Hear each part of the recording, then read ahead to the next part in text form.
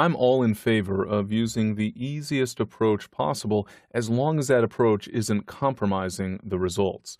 And that's certainly true when it comes to image cleanup. I'm surprised sometimes to see photographers making tremendous efforts to clean up a blemish when they don't have to work very hard at all to get rid of the area that they don't like in a photo. In this case, I have two areas that I'd like to remove or clean up in this image. First, of course, is up at the top. We can see the roadway and some cars parked, and I'd certainly like to get rid of that. And even over on the left, there's this little blemish, a little bright spot on the trunk of the tree, and to me, that's a little bit of an eye-catching area that I want to remove so that it doesn't draw your eye away from the main subject, which is the row of trees and, of course, the leaves and the shadows.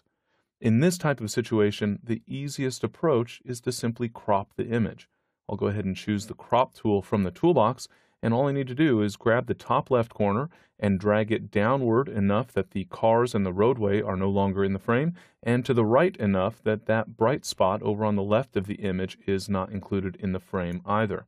In Photoshop CS6, the crop tool now automatically, by default, applies a non-destructive crop. And that's due to the Delete Cropped Pixels option being turned off. This is a new setting in Photoshop CS6, and it's turned off by default. In previous versions, the default was that the area that you crop would be removed from the photo altogether unless you took steps to ensure that it was retained. So with this checkbox turned off, I can always get back to those pixels if I decide my crop was less than ideal. In this case, though, the crop is pretty straightforward.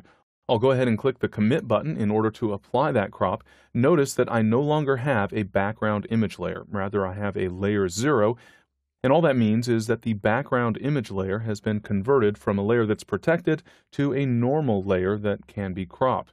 But again, in this case, the cropping was actually done in a non-destructive way. If I decide later that I'd like to get all of those pixels back, I can simply go to the Image menu and then choose Reveal All. This will enlarge my canvas to reveal all of those pixels that are just lying outside the canvas. They were cropped sort of virtually, you might say.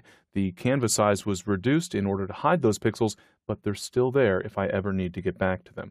I'll go ahead, though, and choose Edit Step Backward to go back to the cropped version of the image, and switching to the Move tool so that we don't have that bounding box, you can see that now I've removed those blemishes simply by cropping the image. A very simple approach, so much easier than trying to clean up blemishes with the various image cleanup tools in Photoshop when all I really wanted is to get rid of those areas of the photos.